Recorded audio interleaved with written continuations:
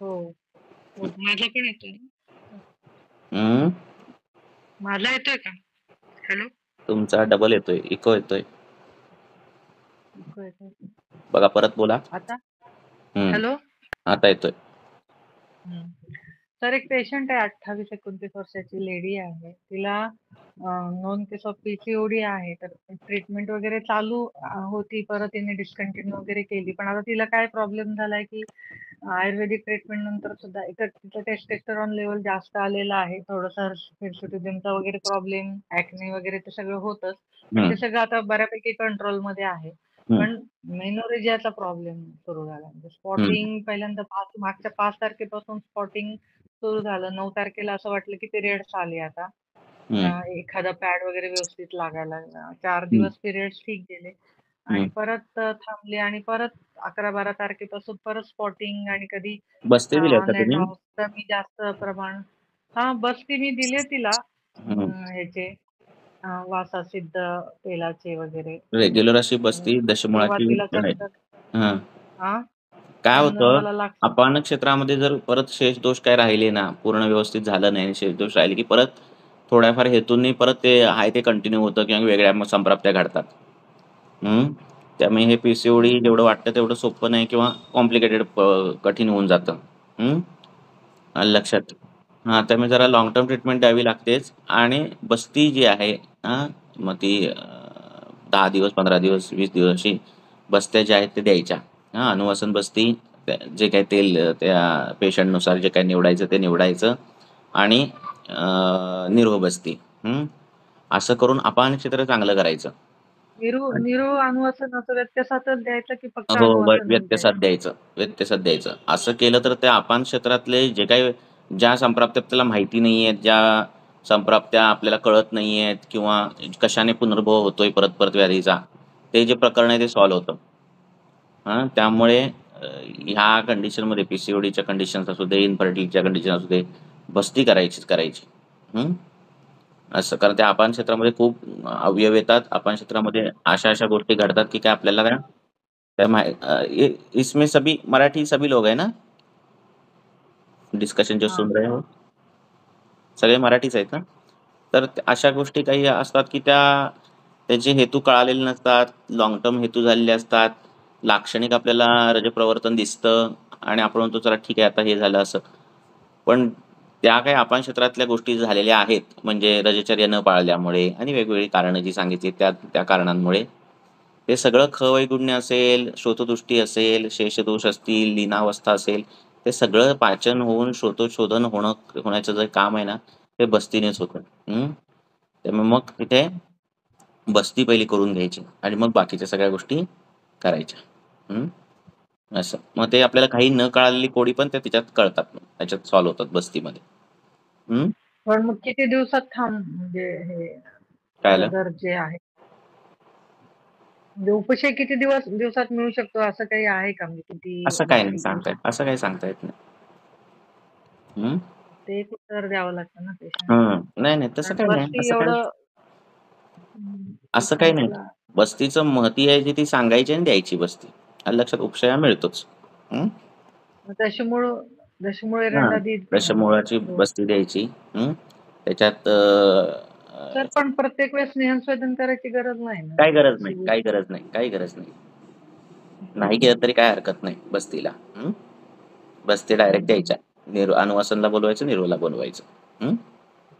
असं. तर ऑलरेडी आता शमनचिकित्सा बऱ्यापैकी झालेली आहे ना. मग बस्त्या देऊन हे करा पहिला. हं.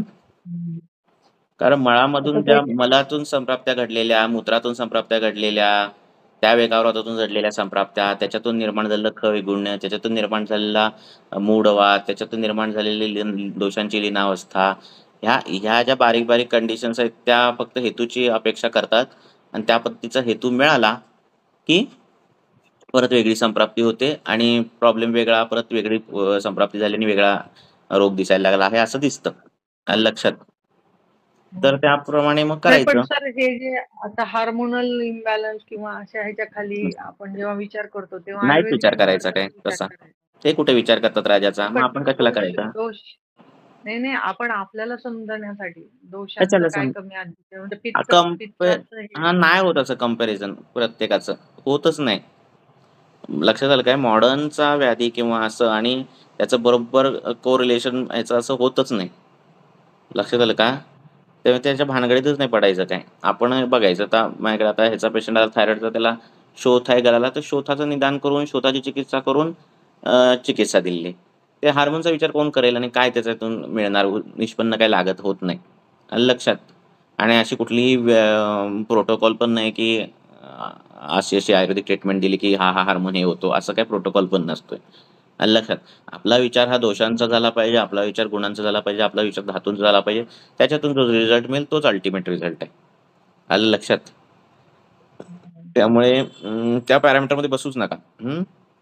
त्याला म्हणायचं बस्ती म्हणजे घ्यावी लागेल. आता ऍक्च्युअली खरं सांगू, आता 1 महिन्यापासून तिला ऑन अँड ऑफ PVZ आता मला घेत सांगा, होते. ते पण हिमोग्लोबिन आयव्हीएफ जे करतात, आहे ते आयव्हीएफ करतात किंवा IUI करतात. किती रिझल्ट आहेत? देतात ना, पण पेशंट करतात ना. लक्षात आलं काय? लक्षात आलं की नाही? तसंच आहे. हां, त्यामुळे असं काय वाईट वाटून घ्यायचं नाही की किती बस्त्यात दिल्यावर होईलच आणि असं होईल, असं काही नाही. यासाठी ही चिकित्सा आयुर्वेदात आहे. ह्याच्याने हे होईल आणि बस्तीचं जे काही काही फलश्रुती आहे ती सांगायची आणि त्यानुसार पेशंटने विश्वासाने ती घेतली पाहिजे. तरच हे होणारं प्रकरण आहे. हं. तो आपल्यासाठी बरा अनुवासन होत नाही. तो कुठलं मग पेशंट डॉक्टर त्याच्यासाठी बरा सजेस्ट होतोय. हं. अनुवासनसाठी द्रव्य वासा ठीक राहील. वासाचंच हां, देतेय ते म्हणजे मी पेशंटच्या आता. केस हिस्ट्रीनुसार तुम्ही ठरवा ना अनुवासन कुठला घ्यायचा. काही नाही जरी जमलं तरी तिळाचं तेल घेतलं तरी चालतं. असं काही नाही. आलं लक्षात? कारण तिळाचं तेल स्वतः श्रोतशोधन करणारं आहे. हां, अधोभागातले दोष कमी करणारं आहे. वाताला हे करणारं त्यामुळे पद्धतीने तेलं निवडा तुम्ही. सहचरादी तेल निवडू शकता. आलं लक्षात? कुठलंही तुमच्या त्या पेशंटच्या ह्याच्यानुसार तेल निवडायचं आणि पण बस्ती करणं गरजेचं आहे. असं आहे. म्हणजे अनुवासन म्हणजे अगदी 200-250 ml तेवढं द्यावंच हं, लागतं. हं, हं. असं. कारण मी ही मात्रा बघते तिथे 80 इन्फर्टिलिटी म्हणा किंवा 80. या केसेस आहेत ना, या बहुदोषावस्था आणि ह्याच्यामध्ये येतात सगळ्या आणि त्याला शोधन चिकित्साच करणं अपेक्षित आहे ॲक्चुअली. आलं लक्षात? शुक्रगत झालेली दृष्टी आहे. अनेक काळ हेतूंचं बळ मिळालेलं आहे आणि अशी दृष्टी आहे. त्यामुळे शोधनानेच साध्य होणाऱ्या केसेस असतात. त्यामुळे पहिलं शोधनच केलं पाहिजे. बस्तीच दिली पाहिजे. आलं लक्षात? तर तशा पद्धतीने करायचंच. ते बाकी काय पेशंटला काय आता रक्ताला आपण जीवन म्हणतो, तर अशा वेळेस आपल्याला रक्तस्तंभ पण द्रव्यांचा विचार करावा लागतो ना. हं. जर आता फक्त एवढं आहे की तिथलं हिमोग्लोबिन अजूनही अराउंड 12 आहे, म्हणजे करून ते घेतलं कशाला बघता तरी. तुम्ही हिमोग्लोबिन? आपल्यात कुठे आहे हिमोग्लोबिन? असलं काही बघायचं नाही, नाही. 4 आता 6-6 पेशंटच्या एचबी असलेल्या बायका समाधानासाठी. 2-2 ट्विन्सना जन्म देतात PSCमध्ये गावात. आलं लक्षात? ते काही बघायचं नाही आपण. आलं लक्षात? नंतर ते डिलिव्हरी नंतर परत 7-7 आणि 6-6 एचबी होतो. आलं लक्षात? त्याच्यानंतर दूध चांगलं येतं. आता रसधातूने प्रेग्नन्सीनंतर रक्त बनवायला पाहिजे का स्तन्य बनवायला पाहिजे जास्त? स्तन्य बनवायला पाहिजे. आपल्यानुसार विचार करायचे. आलं लक्षात? एचबी किती झालाय, कमी होतोय का वाढतोय? आपल्यानुसार नाही करायचा. लक्षात येतं का? असं काही नाहीये की ज्याचा एचबी चांगला आहे त्याचं सगळं ते पुढचं सगळं चांगलं होतं डिलिव्हरी असं काही होत नाही. आलं लक्षात? त्यामुळे तर काही डोक्यात नाही घ्यायचं. त्यांना आपण डोक्यात घेतलं की ते पण डोक्यात घेतात पेशंट. पहिली गोष्ट लक्षात घ्या. मग ते पण 15 दिवसांनी किंवा महिन्याने एचबी चेक करत बसतात. पेशंट पहिली गोष्ट. अगोदरच सगळं वाचून आलेले असतात. नाही प्रॉब्लेम असू दे ना. आपल्याला काय. आपलं त्याला हे समजायला टर्मिनॉलॉजी समजायला आपण आधी ठाम राहायचं आपल्या टर्मिनॉलॉजीला आणि नंतर मग त्याला कळतं की प्रॅक्टिकली ही टर्मिनॉलॉजी योग्य आहे आयुर्वेदाची. नाही का? प्रॅक्टिकली मला आत्ता बरं वाटतंय. भले माझे पॅरामीटर थोडे वर जास्त असेना का, पण मला आत्ता स्वस्थतेचं फीलिंग होतंय. हे पेशंटला कळतं. लक्षात येतंय का? तेच महत्वाचं आहे ना. असं. नाही, पण रक्तस्तंभ म्हणून आपण काय विचार करायचा? नाही विचार करून चालणार आहे. कारण कसं आहे ते थोडी-थोडी ते किती दिवस. प्रवृत्ती होणं हे प्रत्येक वेळी म्हणजे रक्तवृद्धी आहे असं नाहीये. आहे ना? ते वाताचं पण लक्षण आहे. जसं मूत्रकुच्च्यामध्ये वातजे मूत्रकुच्च आणि पित्तजे मूत्रकुच्च या दोघांमध्ये पण थेंबे-थेंबे मूत्रप्रवर्तन होतं. त्यामुळे एकाच वेळी पिरियड आले पाहिजेत आणि 3 दिवसात ते संपले पाहिजेत. हे काम हे जसं त्या रजावर अवलंबून आहे, तसं त्या अपानावर पण अवलंबून आहे. आणि जर अपान बिघडला असेल, तर तो थोडा रजा बाहेर पडतो. अनियमितता असणं, प्रमाणांमध्ये अनियमितता असणं, वेळेमध्ये अनियमितता असणं, हे प्रकरण हे हो, वाताच्या त्यामध्ये कक्षेत येतं. लक्षात आलं? तर ती हो. अनियमितता दूर आपण वाताच्या बस्तीनेच दूर करू शकतो. आलं लक्षात? रज खूप आहे हं, किंवा ती खूप तिखट झणझणीत खाते किंवा द्रवबाहुल्य संप्राप्ती घडली आहे म्हणून ते थेंबे-थेंबे येते, असं काही प्रत्येक वेळीच होईल असं नाही.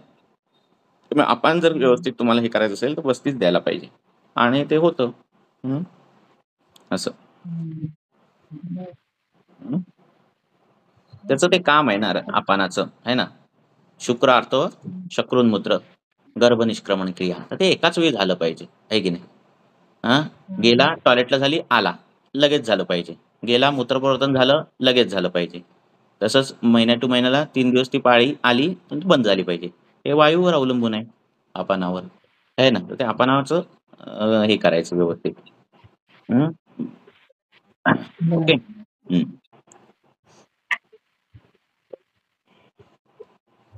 द्रव्याचा काही विचारच नको करायला. नाही बस्ती तर द्याच ना तुम्ही. बस्ती द्याच. पहिला बस्ती द्या म्हणजे बाकीच्या संप्राप्त्या बारीक-सारीक असतील त्या त्या लक्षात नाही आल्या त्या हे होतील. केस डिटेल घ्या अजून आणि बाकी काही नका बघू. ते मॉडर्नचे पॅरामीटर. तिथे पाळी 3 महिन्यातून व्यवस्थित आली पाहिजे, पेनलेस पिरियड आले पाहिजेत. हेच बघत राहायचं आपण. हं. नाही, नाही. सध्या आता म्हणजे प्रदर थांबवण्याच्या दृष्टीने आपण काय औषधं प्लॅन करू शकतो? तुम्ही कसं आहे रक्तस्तंभक देऊन त्याचा काय उपयोग नाही. म्हणजे कळालं काय? कारण ती नाही सगळी आता द्रव्य 1 कषाय रसाची महिना आहे. विषय काय होतो, आता जर वाताची दृष्टी असेल, म्हणजे वातामुळे होत असेल प्रकरण सगळं, बरोबर आहे. आणि जर हं. आपण कषाय बरं. शीतद्रव्य दिली, तर ते प्रकरण वाढतं आणि मग कधी-कधी वैद्य म्हणतात, की मी ते हे दिलं आणि अशोक दिला आणि हे दिलं, अर्जुन दिला किंवा काय कषाय शीत दिलं आणि वाढलं प्रकरण. कसं काय वाढलं? हं. रक्तप्रवर्तन वाढलं कसं कषाय रसाने? कषाय तर स्तंभ नाही करणार आहे. पण ते का वाढलं? वाढलं कारण याचं कारण वात त्याचा वात होता. आलं लक्षात? नाही पण हं. आपण सिद्धघृत दिलं अशोका सिद्धघृत देतीये. देऊ शकता की. वासासित कितीतरी आहेत ते. देऊ हां. शकता. तेच सांगतोय मी. तुम्ही पकडताय कोणाला हे महत्वाचं आहे. चोर कोण आहे हे पकडणं महत्वाचं आहे. हं. जर वायूला पकडायचं असेल तर तुम्हाला बस्तीच द्यायला पाहिजे असं म्हणतोय मी. आलं लक्षात? हो. हं. ते कारण झालं. जी शोधनसाध्य गोष्ट आहे ती शोधनानेच साध्य होते. ती शमनाने कशी साध्य करू शकाल तुम्ही कठीण आहे ती गोष्ट. आलं लक्षात. शुक्रगत झालेल्या संप्राप्त्या जुन्या संप्राप्त्या ह्या सगळ्या अशा त्यानेच साध्य होणार. बस्तीची जी फलश्रुती आहे ती शमना औषधाने मिळणारच नाही. आलं लक्षात. हं. हं. हां. असं. हं. त्यामुळे मी बोलतो, की शमन आणि शोधन ही काय ऑप्शन नाही, की काय करू? आता टाईम नाही पेशंटला म्हणून शमन देतोय असं नाही. शमन आणि शोधन ही अवस्थेनुसार बनवलेली चिकित्सा आहे. बहुदोष अवस्था असेल तर शोधनच द्यायला पाहिजे. आणि जिथे जी गोष्ट शमन चिकित्सेने साध्य होणार आहे ती शमननेच साध्य केली पाहिजे. मग तिला शोधन देऊन पण उपयोग नाही. मग शोधनाने कर्षित होतो रुग्ण. असं पण होतंय. त्यामुळे ते निवडणं गरजेचं आहे. आणि ह्या सगळ्या केसेसमध्ये बस्ती चिकित्सा फायदेशीरच पडते. हं. हं. असं. ओके. ठीक. हं. अजून कोणाला काय विचारायचंय का?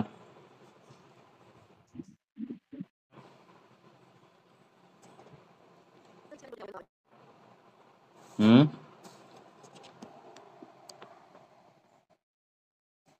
हॅलो. आवाज नाही येत आहे.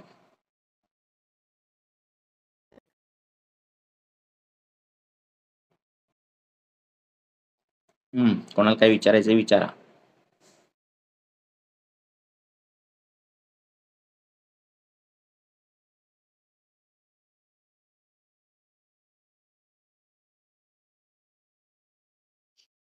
हेलो विचारा. सर, बोला. आवाज़ आ रही है? हाँ, हां, बोला. सर अभी आप जैसे बोल रहे थे कि बस्ती के पहले अभ्यंग स्वेदन आवश्यक नहीं है, तो क्या लोकल करना भी ज़रूरी नहीं है? बिना नहीं, लोकल नहीं, के भी दे ये सकते हैं अभ्यंग स्वेदन? करना अच्छी बात है, पर इसमें ये केस हुँ, जो बोल रहे हैं ना, इसमें ज़रूरत नहीं है। बस्ती कर सकते हैं डायरेक्ट। बस्ती के लिए हाँ, पूर्वकर्म आवश्यक नहीं अच्छा, है। अच्छा, वमन और विवेचन में हम शाखागत दोष पूरे कोष्ठ में लाकर एक तो ऊर्ध्वशोधन, अधोशोधन करते हैं, है ना? हाँ, हाँ, ऐसा है। किए तो अच्छी ही अच्छा, बात है, हाँ? क्योंकि स्नेहन स्वेदन की चिकित्सा बात हाँ, की है ना?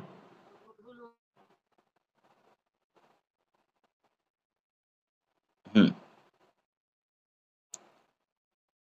विचारा. कोणाला काय विचारायचं असेल. Hello sir. बोला। सर एक फीमेल पेशेंट है, 56 ईयर फीमेल। सर उसको जीबी स्टोन्स भी, गॉल ब्लैडर स्टोन्स भी है, किडनी स्टोन छोटा है एक 4 mm का, हम्म। और ओवरियन सिस्ट है। हम्म। और बाकी थोड़ा रस क्षय के लक्षण भी दिखते हैं, आवाज से भी डर जाती है, हम्म। और रात को उसको भूख नहीं लगती, abdominal डिस्टेंशन रहता है, हम्म। और मोशन 2-3 बार होता है, बट वो भी हम्म। सेटिस्फैक्टरी नहीं होता है। क्या होता है? मोशन दो हम्म। मल प्रवृत्ति 2-3 बार होती है दिन में, बट ओके। सेटिस्फैक्टरी नहीं होती है। हम्म। इमोशनली भी सेंसिटिव है, शायद टेंशन भी लेती है ज्यादा। हम्म। तो और थोड़ा उसको, हाँ, साइनसाइटिस का भी हिस्ट्री है, थायराइड है, कोलेस्ट्रॉल है, वो सब है।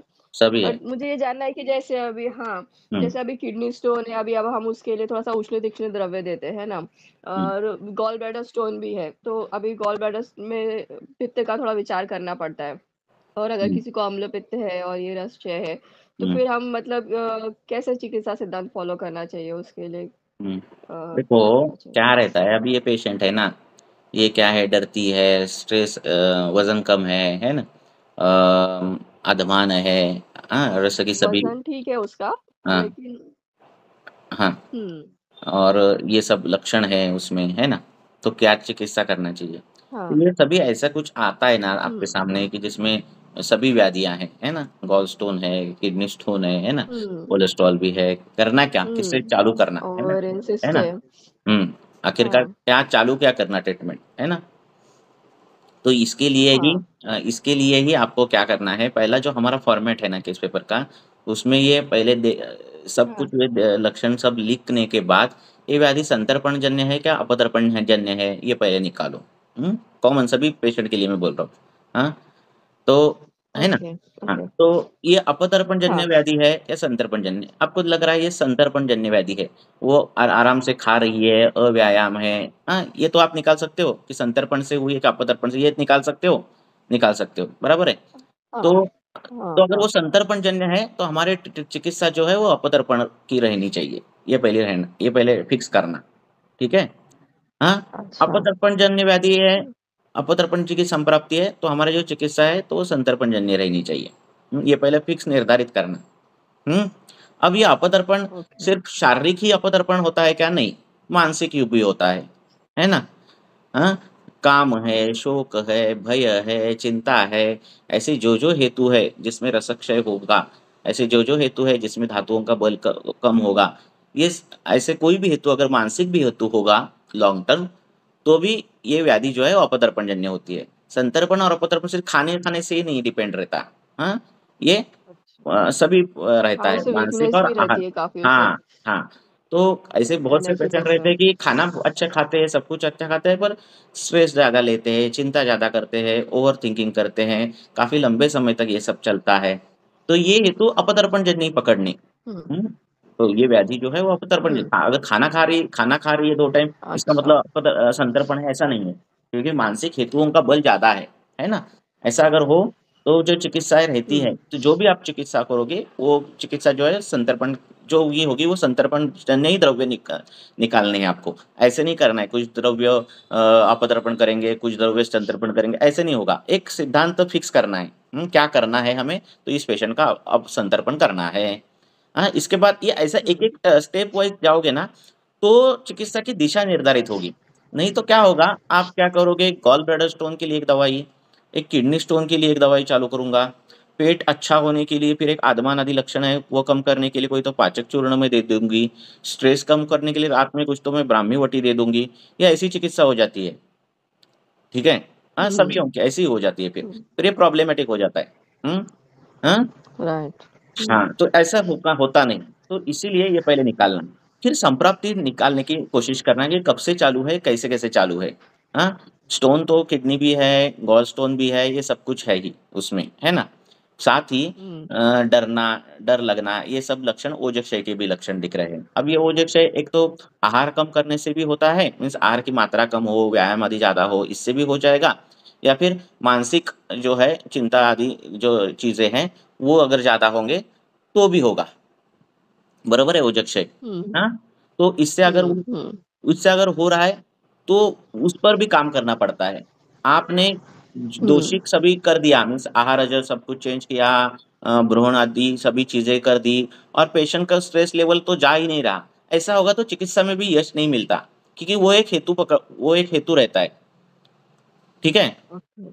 तो स्ट्रेस टेंशन ये कैसे कम करना, ये पेशेंट को बताना पड़ता है आपको कि कैसे कम करना, क्या सोचना, ये सब। अगर उससे भी नहीं हो रहा है ना, तो ये पेशेंट नहीं साध्य होते। हाँ, व्याधि नहीं, आप आपके आपके चिकित्सा को थोड़ा बहुत सिम्टोमेटिक रिलीफ मिलता है, फिर पेशेंट दूसरे महीने में आता है, बोलता है वो ठीक हो गया, अभी ये देखो, फिर आता है बोलता है अभी ये ठीक हो गया, अभी वो पहले वाला देखो, ये चलते ही जाता है। बराबर है। जिसको पूरा उपशय बोलते हैं वो नहीं मिलता। और ये शास्त्र में भी बोला है कि हाँ। ऐसे अगर मन का बल अगर कम है, तो पेशेंट क्या बोलता है, वो सिम्टम्स क्या बोलते हैं और जो लक्षण क्या बताते बताते हैं, उससे संप्राप्तियां लगती नहीं, उससे गड़बड़ होती है वैद्य वैद्य के दिमाग में। हाँ, क्योंकि उसका हाँ। मनोबल जो है वो कम है, ये शास्त्र में लिखा है। तो इसमें आपकी प्रॉब्लम बढ़ते हैं कि आपको लगता है अरे ये चिकित्सा देनी चाहिए, और होता उल्टा है। हाँ, क्योंकि उसको खुद को नहीं मालूम रहता है कि क्या मेरा कम हुआ है, क्या ज्यादा हुआ है ना। तो ऐसे पेशेंट को जो यस है सर। वो ढंग से एश्योरेंस करना, ढंग से उसका मानसिक धैर्य आत्मधि विज्ञानम जो बोला है उसकी ये बढ़ाना, ये काउंसलिंग में ज्यादा होता है काम। हम्म ऐसा कोई एक दवाई नहीं जाएगी जो बॉल ब्लैडर स्टोन भी नष्ट करेगी, किडनी स्टोन भी नष्ट करेगी, उसकी डर भी कम होगा, ऐसे नहीं होगा। पर आपको लग रहा है अगर इसका मानसिक चिंता ज्यादा है, शोक ज्यादा है, और ये हेतु बल ज्यादा है, तो आपको जो दवाइयाँ देनी है वो उस हिसाब से देनी है, संतर्पण ही करना है पेशेंट को, अगर उस प्रकार की हो तो। जैसे मधुर रस अगर आपने ले लिया, तो मधुर रस का संतर्पण धातुओं पर भी होता है और मन पर भी होता है, ये दोनों पर काम होने वाला रस है। हाँ, एक फॉर एग्जाम्पल मैं बता रहा हूँ। हाँ। ठीक है ना। जैसे मैंने तीखा खा लिया, तो तीखा से मेरा अग्नि भी बढ़ेगा और मन का भी गुण बढ़ेगा, है ना। बराबर है ना। हम्म। हाँ, बराबर है। हाँ। जैसे चाय पिया, तो चाय उष्ण है, स्वेद जनन है, तो हम्म। मेरा मन को भी उत्तेजना मिलेगी, है ना। तो ये मन को भी उत्तेजना हम्म। देता है, धातुओं के लेवल पर भी उत्तेजना आती है, ये दोनों स्तर पर होते हैं ये रसों का काम, है ना। तो जब अगर मैंने मधुर रस दे हम्म। दिया, तो धातुओं का भी संतर्पण होता है, उनको भी अच्छा लगता है और मन को भी अच्छा लगता है। ठीक है। तो वो मधुर रस कौन सा सिलेक्ट करना, वो उसमें घृत सिलेक्ट करना, क्या सिलेक्ट करना, वो हमारा वैद्यत्व रहता है, वो युक्ति प्रमाण रहता है। ठीक है। तो हम्म। आपने अगर देखो गॉल स्टोन के लिए कुछ कुटकी दे दी, किडनी स्टोन के लिए कुछ पाषाण भेद दे दिया, ऐसा कुछ करोगे ना तो नहीं मिलता, ये नहीं मिलते रिजल्ट। आपको हम्म। उसकी शुरुआत कैसे हुई है उस पर काम करना पड़ेगा। हम्म अगर उसका आदमादि लक्षण है, उसका अग्नि ढंग से हम्म। पचा नहीं पा रहा है, खाने चिंता आदि चीजें हैं, और उससे रसव दृष्टि है, तो आपको रस पर काम करना हम्म। पड़ेगा, रस अच्छा करना पड़ेगा। उसके लिए हाँ। उसको नींद ज्यादा लानी पड़ेगी, नींद का जो प्रॉब्लम है वो सॉल्व करना पड़ेगा। हाँ, जो चिंता करते हैं, स्ट्रेस हम्म। करते हैं, ओवर थिंक करते हैं, उनकी खराब क्या हो जाती है, नींद खराब हो जाती है। हाँ, तो वाइस वर्सा आहे की एक तो उन्होंने स्ट्रेस नाही लेना चाहिए, पेशंटने स्वतःच टेन्शन घेतलं नाही पाहिजे. ते कसं नाही घ्यायचं ते हम्म। आपण सांगायचं. और हम्म। उससे वजह से जो नींद खराब हुई है, वो नींद अच्छी करने के लिए घृत जो है उनका प्रयोग करना चाहिए। तो नींद का थोड़ा टाइम बढ़ गया, त थोड़ा बहुत मात्रा में जो है वो स्ट्रेस का जो ट्रिगर है वो भी कम हो जाता है। हुँ? तो ये ओके। ऐसे लॉन्ग टर्म पर करके करना पड़ेगा, और फिर निद्रा अच्छी होने के बाद, फिर स्ट्रेस टेंशन थोड़ा कम होने के बाद अग्नि अच्छा होता है, अग्नि अच्छा होने के बाद रस धातु अच्छा होता है, आदमान आदि लक्षण चले जाते हैं, रस धातु अच्छा होने के बाद जो खाना खा रहे हैं वो अच्छा पच जाता है, आगे के उत्तरोत्तर धातु अच्छे होने लगते हैं, उत्तरोत्तर धातु अच्छे होने के बाद देह बल बढ़ता है, शरीर बल बढ़ता है, और ये सब चीजें सॉल्व होने लगती है। हम्म ठीक है। हम्म। और बाद में फिर आप उसको व्याधि प्रतिनिक दवाइयाँ, हेतु प्रतिनिक जो है उसका प्रयोग कर सकते हैं। पर पहले शरीर के धातु अच्छे होने चाहिए, अग्नि अच्छा होना चाहिए, मल अच्छा होना चाहिए, इस पर ही ध्यान कर देना। अगर जब-जब आपके पास व्याधि संकर आता है, जब-जब आपके पास ऐसे मल्टीपल लक्षण लेकर कोई आता है तब, आपको क्या करना है, ये सब चीज़ें अच्छी करना। उसके माइंड के लेवल पर और शारीरिक लेवल पर, दोनों पर काम करना। तब जाके ये केसेस सॉल्व होने लगते हैं। नहीं तो जिसमें मानसिक लक्षण है, जिसमें मानसिक जो कुछ है, जो भी है, स्ट्रेस है, शोक है, काम है, जो भी है, ये केसेस सॉल्व नहीं होते। हुँ? ऐसा है। ठीक ओके। है? हाँ। तो सर जैसे अगर अग्निबान है, आदमान है और फिर हम उसमें संतर्पणजन्य चिकित्सा करते हैं, तो फिर वो नहीं होगा, उसको पचा लेगा। हाँ, तो नहीं वही होगा, इसलिए बोल फिर रहा हूँ कैसे अग्नि करने अच्छा का? करना है, फिर रस अच्छा हाँ। होगा, फिर उत्तरोत्तर धातु अच्छे होंगे, और फिर देखो धातु खराब है और मन अच्छा है ऐसा नहीं होता। ठीक है, हाँ ये सब हम्म एक इंटरलिंक है सबका। हम्म जब देह ही अच्छा रहेगा ओके। तब उसमें बसने वाला जो मन है वो अच्छा रहेगा, कर सकते हैं और अच्छा। हाँ, तो इसीलिए हम्म हमारे हाथ तो में देह है, देह अच्छा करना है, हमारे हाथ में धातु अच्छे करने हैं, हमारे हाथ में दोष अच्छे करने हैं, मन अच्छा करना ये हमारे हाथ हम्म में नहीं रहता। हम्म उसको हम हाँ। काउंसलिंग से कर सकते हैं, पर उसका उसकी हम्म परवरिश कैसे हुई, वो कौन से विचार करता है, ये बारीक सारीक बहुत से फैक्टर, ये मन का जो रोल है, मन के क्या विचार करने हैं ये निर्भर रखता है ना।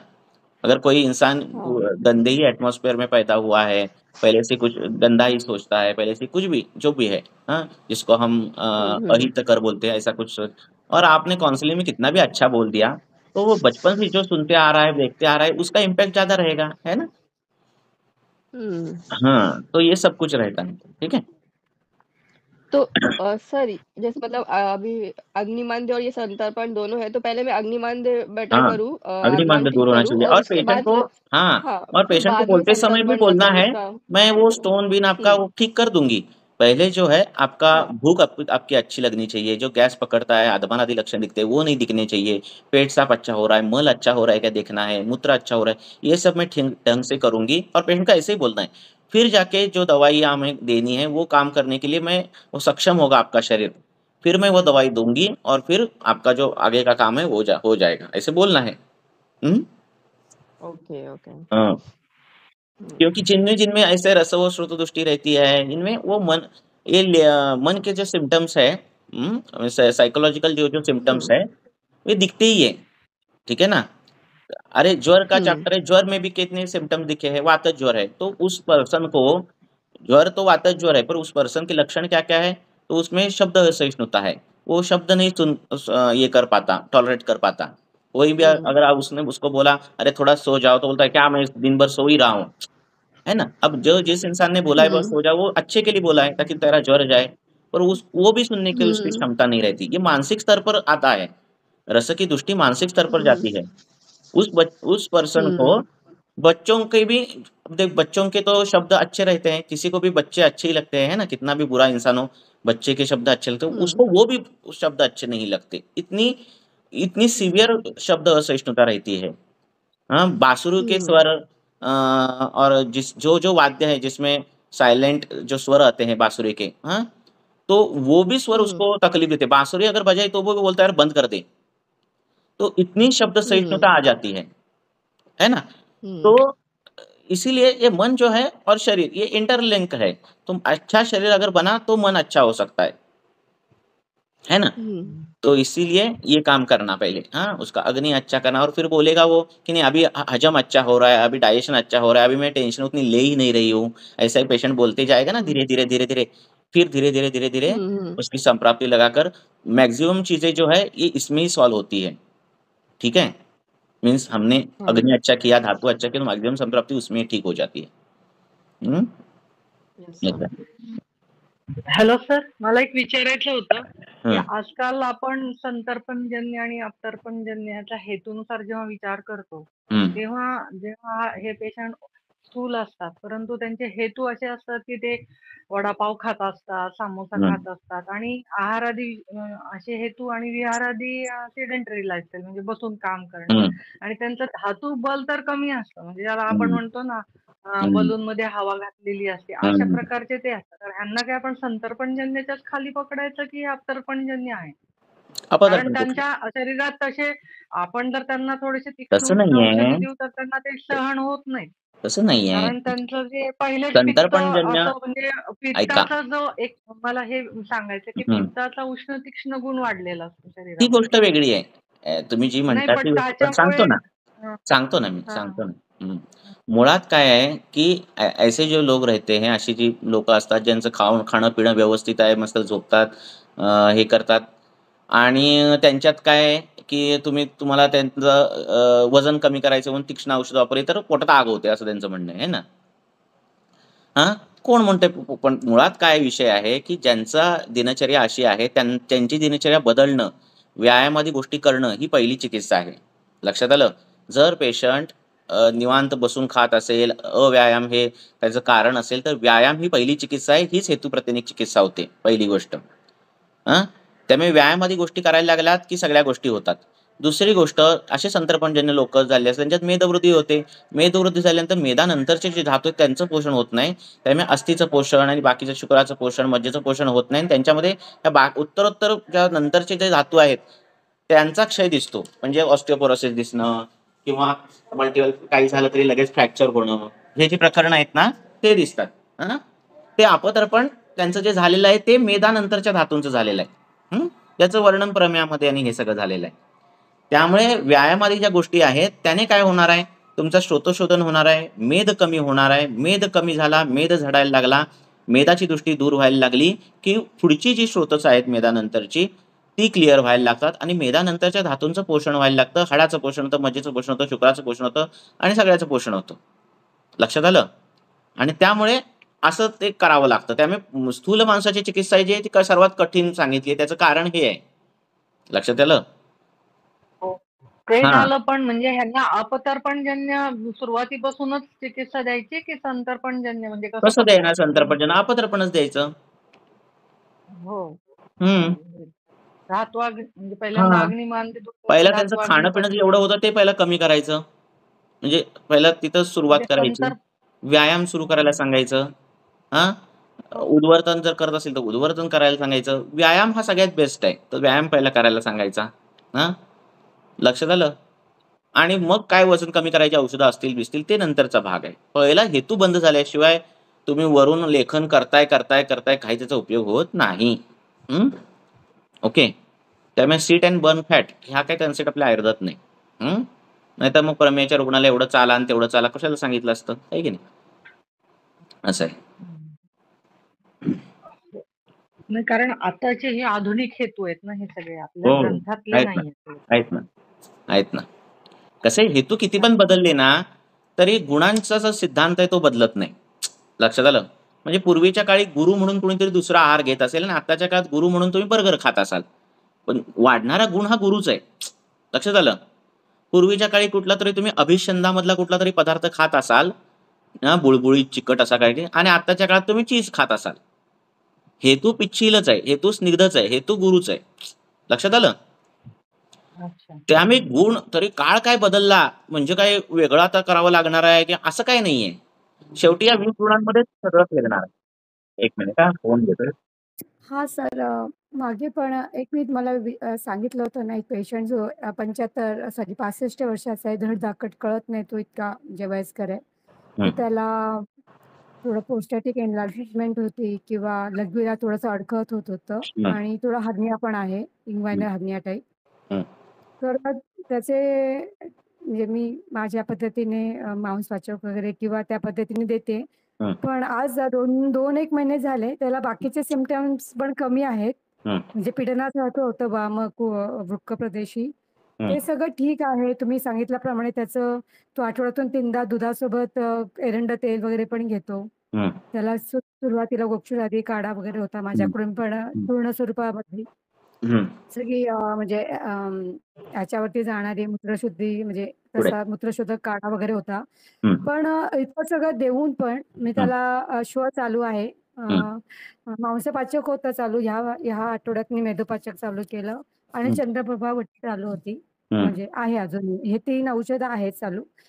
पण त्याचा जो फेनयुक्त मूत्र प्रवृत्ती आहे ना, ती त्याची अजूनही कमी नाही झाली. म्हणून मग तो मला सांगायचा, तर मी त्याला म्हटलं की दिवसभरात 2-3 मला सकाळी उठल्यावरती पहिली युरिन, मग दुपारी, संध्याकाळी असं मला आणून दाखवा. तर त्याने आज सकाळी मला आणून दाखवलं. तर खरोखरीने पहिली जी लघवी आहे ना ती जास्त भेसाळ आहे. दुसरी ते आम्हाला कमी आणि आता 12 वर्षाची त्यातल्या त्यात क्लिअर होती. मग ते मूत्रविरजनीय वगैरे गणातली औषधं द्यावी का, जे मी आता कल्प देते ना, चूर्ण कल्प, तर तसं विचार करता येईल. आता काय ट्रीटमेंट देताय? मी सांगितलं ना त्यांना, चंद्रप्रभा वटी कायमच चालू होती. इतके दिवस त्यांना मांसपाचक पण होतं आणि श्व म्हणजे गोक्षादी गुगळ आधी म्हणजे मध्ये संपलं होतं म्हणून मग गोक्षादी दिलं होतं, पण परत म्हणजे आहे चालू, हम्म. चंद्रप्रभावती चालू आहे आणि पाचक योग चालू आहे. ह्या 3 प्रकारच्या गोळ्या चालू आहेत, प्रत्येकी 2-2 वगैरे असं. हम्म, हम्म, हम्म. आणि आपलं बरं, त्याला षडंग मूत्रामध्ये दाह पाणी नाही ना? नाही, काहीच नाहीये दाह हा, वगैरे. मूत्रामध्ये दाह नाही त्याला, बरोबर आहे. नाही, मूत्रामध्ये नाही. फेनिलता आहे.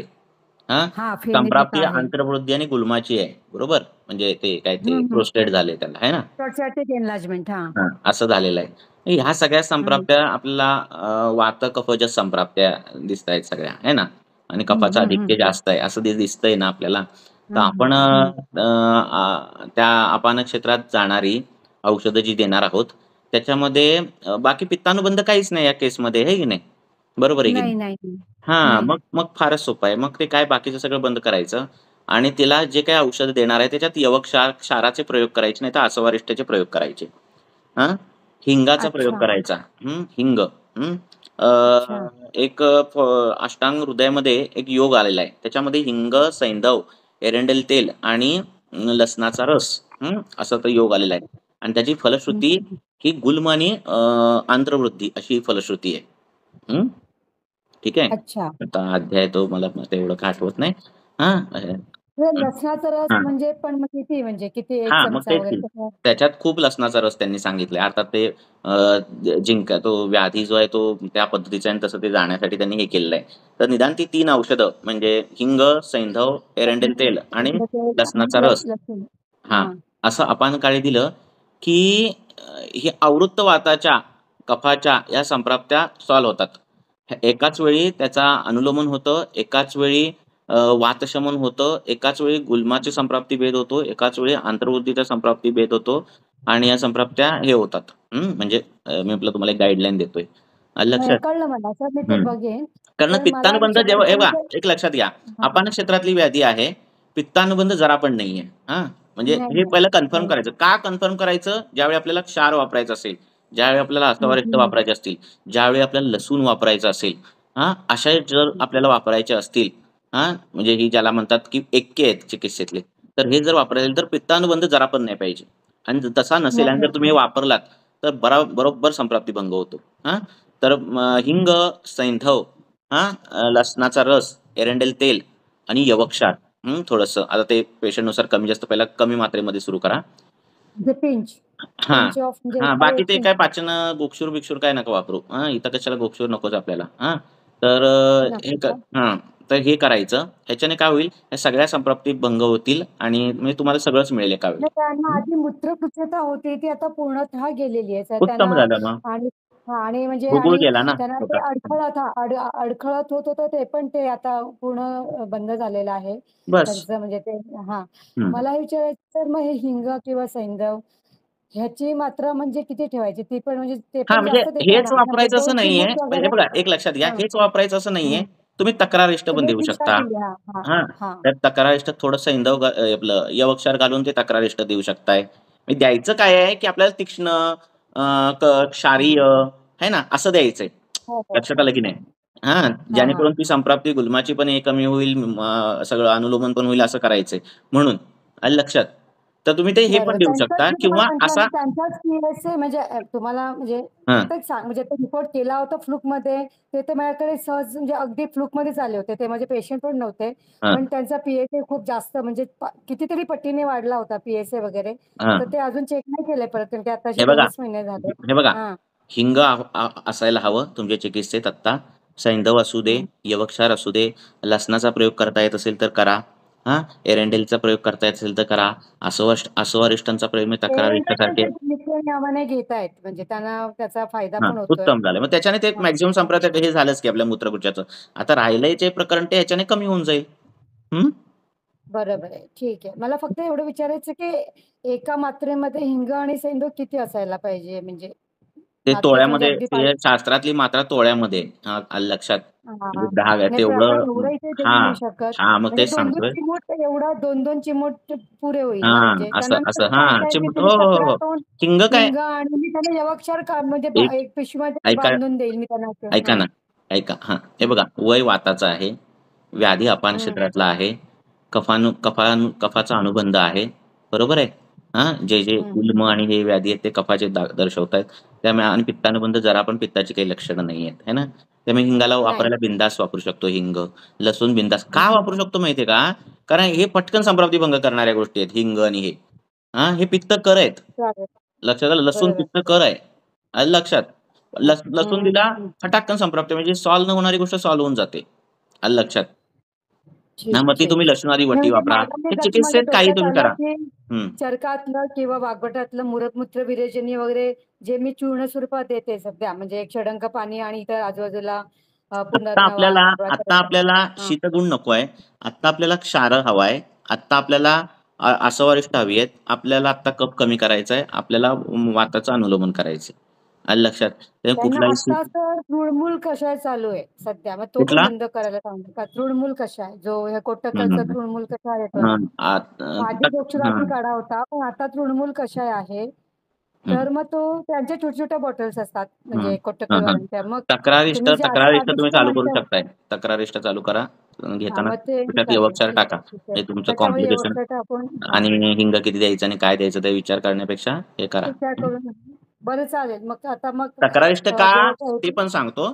कारण हां, तेच तक्रारिष्ट म्हणजे वातानुलोमक आहे, पाचन आहे, हां. ग्राही आहे. आणि हां, गुल्म, उदर, आंत्रवृद्धी त्याचं ह्या आहे. सगळ्यावर ते जाणारा विषय.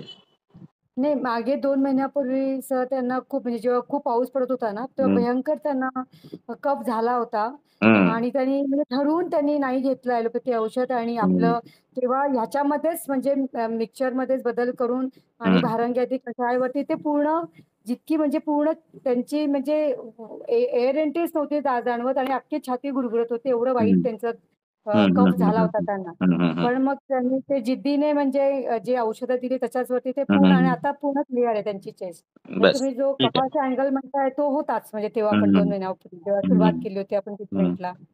तर तसं हां. आहे. ठीक आहे. त्यामुळे ठीक ही आहे. औषधं धन्यवाद. वापरताना ना तुम्हाला सांगतो, की त्रिकटू असेल, यवक्षार असेल, हं. अ, अरिष्ट अस्वारिष्ट असतील, लसूण असेल, हिंग असेल, आहे की नाही? पित्ताचा ही अनुबंध ही फक्त म्हणजे पित्त तेवढा जर सांगावं नसेल, मग. की तेवढा जर आपल्याला हं. एक हे मिळालं, की नाहीच आहे जरा पण पित्ताचा अनुबंध, ना नाही, हेतूंमध्ये, ना पित्ताचा अनुबंध लक्षणांमध्ये, ना नाहीये कशामध्ये पण, त्यांच्यामध्ये. तर बिनधास्त हं. वापरायची. कारण तीच औषधं तिथं बरोबर. कामाला येणार आहेत. फक्त हो, बाकीच्या गोष्टी बरोबर. बघायच्या, की त्याच्या फलश्रुती काय आपल्याला अपेक्षित आहे. उदराची असेल, कशी असेल, तर मग तक्रारिष्टाकडे जायचं. ते ज्याचं त्याचं असं. ठीक.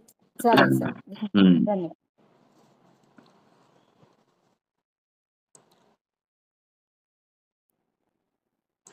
अजून कोणाला काय विचारायचंय का?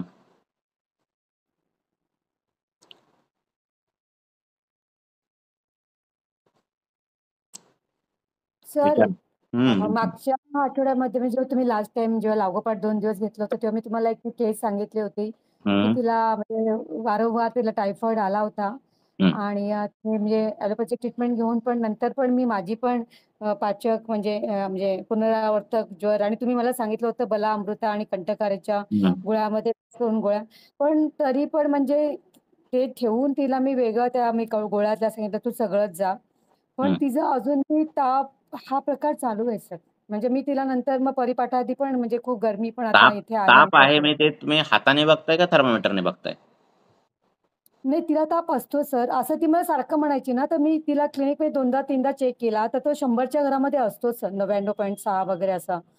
हं, तर म्हणजे कळलं ना, मग ती तरी पण आली म्हणजे तिने मध्ये हं, अ, औषधं बंद ठेवली होती. पण मग नंतर म्हणाली की नाही मुझे मुझे पता है की आपसे मैं म्हणजे ते रॅशेससाठी ते पेरिओरल रॅशेससाठी ती बरी झाली, तर मग नाही ये भी मैं आपसे ठीक करूँगी.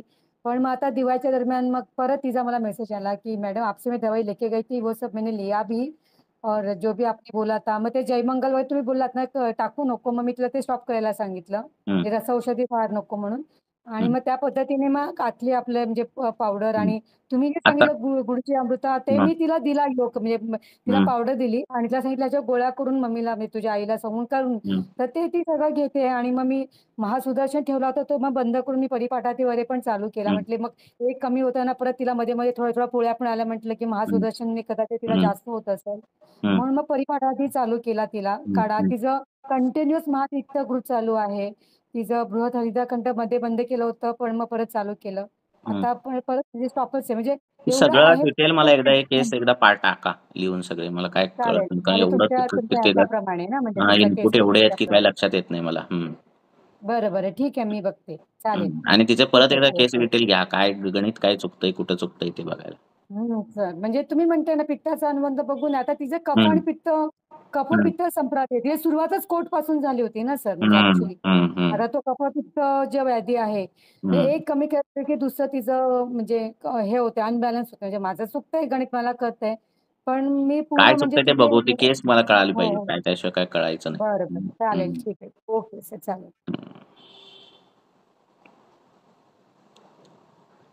सर विचारू विचारा. सर एक 31 इयर फिमेल आहे बेट म्हणजे बऱ्यापैकी कफ प्रकृतीची आहे तिला जेव्हा मेन्सेस आली तेव्हा त्यानंतर फर्स्ट मेनरच्या नंतर 1 इयर मेन्सेस नाही आलेली आणि असं कंटिन्यू 5-7 वर्ष झाली म्हणजे मेन्सेस नसल्यामुळे त्यांनी हार्मोनल थेरपीकडे त्यांनी हे केलेलं मग नंतर 4-5 वर्षानंतर हार्मोनल थेरपी हेवी ब्लिडिंग सुरू झाली सर मग अशी हेवी ब्लिडिंग असल्यामुळे त्यांनी 2014 आणि 2019 अशा वेळेस 2016 आणि 2019ला क्युरिटिंग कडे गेली अनमॅरिड आहे सर ती कारण इंटरनल थिकनेस वाढल्यामुळे जवळपास 32 आणि 30 mm जवळपास असल्यामुळे आणि नंतर मग 2 वेळा क्युरिटिंग झाल्यानंतर त्यांनी मग आयुर्वेदिक ट्रीटमेंट एक वैद्यांकडे घेतलेली तर त्या दरम्यान त्यांचं म्हणजे युनिक रक्तस्राव म्हणजे आपण म्हणजे मी अधोक रक्तपित्त तेव्हा नव्हतं फक्त श्वेतप्रदार सारखा त्यांना त्रास होता आणि मग परत 2 वर्षानंतर त्यांनी त्यांना स्तंभक मे बी स्तंभक दिली असावीत किंवा काय दिली असावीत विरेचन पण 2 वेळा झालेलं नंतर त्यांनी ती ट्रीटमेंट आयुर्वेदिक बंद केली आणि आता सध्या 1-1.5 वर्षापासून परत हेवी ब्लिडिंग पर डे एक 5-7 पॅड आणि बोललं तरी आणि चालताना सुद्धा म्हणजे योनिक स्त्राव होतो सर अशा केसेसमध्ये मग सर आपण चिकित्सा करता म्हणजे माझ्याकडे फर्स्ट टाइमच आलेली आहे ती तर विचार सर मग किंवा आपण जसं अधोक रक्तपित्तामध्ये प्रतिमागाचे हरण वमन करावा किंवा मग स्तंभनसाठी कसा करावा तर काय सर तर याच्यामध्ये आपण चिकित्सा हे देताना सर औषधी योजना किंवा आपण एक म्हणजे चिकित्सा क्रम सोडताना याच्यामध्ये अधोक समजून वमनासाठी द्यावं किंवा म्हणजे आपण सुरुवातीला याच्यामध्ये स्तंभन करणं काय आहे आता एवढा रजस्त्राव होण्यामागे काय कारण आहे ते पहिलं शोधून काढायला पाहिजे. एक पहिली गोष्ट तुम्हाला एवढं तर आपल्याला माहिती आहे की तो स्त्राव आहे बरोबर आहे त्याच्यामध्ये द्रवता आहे बरोबर आहे जो स्त्राव आहे तो उष्ण आहे बरोबर आहे ना तो रक्ताच्या समान गुणाचा आहे है ना रज तो उष्ण आहे बरोबर आहे ना तर उष्ण आणि द्रव हे 2 गुण वाढणारी काही कारण घडतायत का शरीरात मग ते अतिअंबुपान असेल जागरण असेल दिवास्वाप असेल असं काही असेल व्हॉट एव्हर जे कारण म्हणजे कृष्ण आहे त्यांना उपद्रव झालेलंच आहे कृष्ण म्हणजे सात्विक काय आणि सांगू जागरण का होतं साधं गणित आहे सिद्धांत असे आहेत की तुम्ही काहीतरी गुरु खाल्लं तर शरीरामध्ये भ्रूगण होणार आहे तुम्ही काहीतरी लघु खाल्लं तर शरीरामधलं वजन कमी होणार आहे हे कॉमन सिद्धांत आहे गुरु खातोय पण शरीर बारीक होतंय लघु खातोय पण शरीर जाड होतंय असं उलट सुलट काय होत नसतंय साधा नियम साधे फॉलो हे होतात बरोबर आहे तर द्रवता वाढणारं उष्णता वाढणारं हे बेसिक जो आहे तो हा पॅटर्न की हेच काय खात असेल अशा पद्धतीचे काही गुण आहार विहाराने जे काही वाढत असतील ते बंद केले तर शरीरातला द्रवता आणि उष्णता कमी होते हा एक दुसरी गोष्ट आपण क्षेत्रात काही बिघाड झाले असतील तर आपणाचं काम बिघडतं आणि मग तो कधी कधी रजप्रवर्तन जास्त करतो कमी करतो व्हॉटेवर जे काही करायचं ते करतो पण जर शरीरात द्रवता उष्णता असलं काही वाढत नाहीये आणि आपणाचंच काम बिघडलंय तर त्या पद्धतीचे हेतू तसेच दिसतात म्हणजे वेगावरोध झालेला असेल अर्शाच्या संप्राप्ती असतील असं ते काहीतरी दिसतं की आपल्याला कळतं की आपणावर काम करायला पाहिजे द्रव उष्ण असं काहीतरी वाढतंय ते दिसतं हेतूंमध्ये की दिवास्वाप करते कॉफी जास्त पिते चहा जास्त पिते पाणी जास्त पिते दुपारी झोपते पनीर खाते दही खाते व्हॉटेवर काय असेल ते हेतू तर ते दिसतं हेतूंमध्ये तसं दिसत असेल आणि तसं ते तसं लक्षणांमध्ये तसं दिसत असेल तर ते बंद करण्यासाठी प्रयत्न करायचे आहार विहारादी दुपारी झोपू नको दही खाऊ नको पनीर खाऊ नको ब्ला ब्ला ब्ला ब्ला जे काय असेल ते सगळं बंद करायचं दुसरी गोष्ट याचे अँगल्स खूप आहेत ते काही नाही आणि सगळं तरी पण होतंय, तर गर्भाशयामध्ये काही विकृती आहे का? आणि मग गर्भाशय हा मांसमय आहे. मांसातून जर स्त्राव व्हायला पाहिजे असेल, म्हणजे मांसातून जर स्त्राव होत असेल तर कधी होईल? मांसाचा पाक झाला तर होईल. म्हणजे शरीरातलं पित्त जर मांसगत झालं आणि अधोगत झालं, म्हणजे गर्भाशयगत गेलं, तर पण ह्या संप्राप्त्या घडतात. जिथे गर्भाशयाला सूज येणं, इन्फ्लेमेशन होणं आणि ब्लिडिंग होणं हे दिसतं. अशा वेळी ते पित्ताचं शमन करणं आणि अपान क्षेत्रामध्ये ते पित्तशामक औषध देणं, जेणेकरून गर्भाशय म्हणजे मांसगत गेलेलं पित्त कमी होणं, हे जे आहे ते कमी व्हायला पाहिजे. त्या दृष्टीने तशा पद्धतीने औषध द्यायला पाहिजेत. बरोबर आहे. तर अशा सगळ्या अँगलने विचार केला तर त्या हेवी ब्लिडिंगच्या जे आहेत ते गोष्टी हे होतात, सॉल्व्ह होतात. नाहीतर मॉडर्न वे काय करतात, ते काय हेतू बघत नाहीत, डायरेक्ट गर्भाशय काढा म्हणतात. बरोबर आहे. गर्भाशय जर काढला तर जे येणारं रक्त आहे, ज्याला एक मार्ग मिळालाय रजप्रवर्तनातून, ते जे गुण बाहेर पडायचा एक जो मार्ग मिळालाय तो बंद होतो आणि रक्तचे अर्श होणं, नाहीतर तिर्यक होऊन काहीतरी त्वचेवर पोळ्या उठणं, नाहीतर काहीतरी कुष्ठासारख्या अशा संप्राप्त्या घडतात हिस्टेक्टॉमी नंतर. तर असं न करता हेतू काय घडतायत ते बंद करणं गरजेचं आहे. त्यासाठी डिटेल केस हिस्ट्री नवीन असेल तर डिटेल केस हिस्ट्री घेणं गरजेचं आहे. आणि असे घडतात हेतू. लोक दही खातात, लोक दुपारी झोपतात, लोक 4 वेळा चहा पितात, लोक भन्नाट गोष्टी काय काय करतात आणि त्याच्यातून हे गोष्टी घडतात. तर हे बंद केलं पाहिजे. आणि जर असं शरीरात उष्णताच जात नसेल, उष्ण हेतूच घडत नसतील, द्रव हेतूच घडत नसेल, तर कशाला रजप्रवर्तन एवढं होणार आहे की नाही? कार्य पाहिजे तरच कारण होणार आहे. तर हे बंद करा आणि मग चिकित्सेची दिशा निर्धारित करा की काय करायचे. प्रतिमार्ग हरणम हे फक्त त्या वायूची गती बदलण्यासाठी केलेली चिकित्सा आहे. ही अल्टिमेट चिकित्सा नाहीये. आलं लक्षात? आता वरून रक्त पडतंय तर निदान मी त्याचा ट्रिगर खाली हे करीन, म्हणजे तो जो वायूचा वेग आहे तो खालच्या दिशेने करीन म्हणून ही चिकित्साच्या हे केलं आहे. ते फक्त रक्तपित्तातच होणारी गोष्ट आहे. आलं लक्षात? सगळ्या ह्याच्यामध्ये स्त्रावामध्ये असं करून चालणार नाहीये.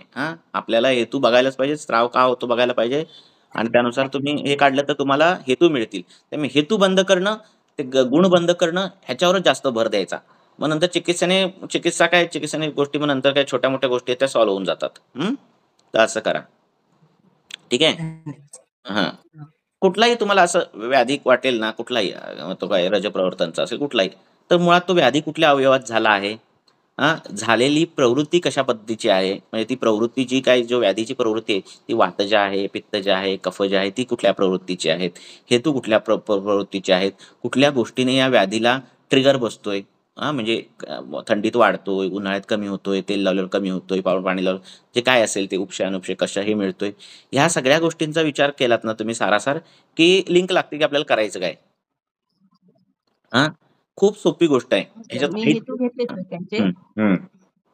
तर त्यात म्हणजे उष्ण, तीक्ष्ण आणि पित्ताचं असं काही त्यांना 10 वगैरे असं काही सांगितलं. फक्त तृष्णा मला आढळली आणि चहा कॉफी तर पूर्वीपासून ते घेतच नाहीयेत.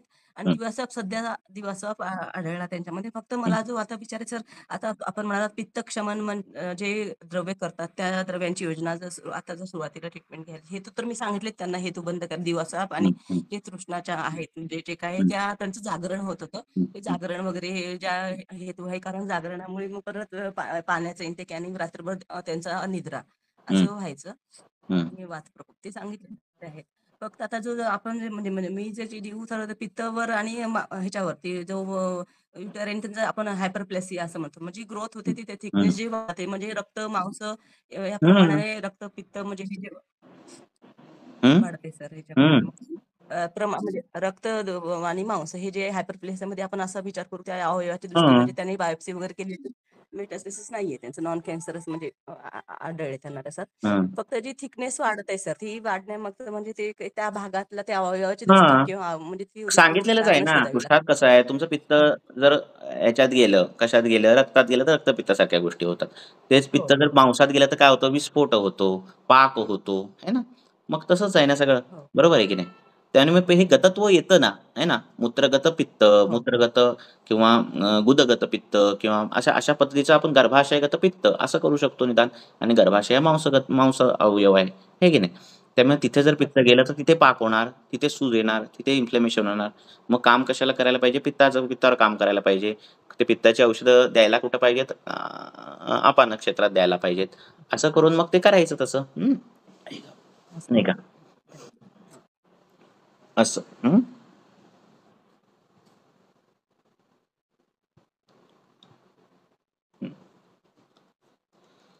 अजून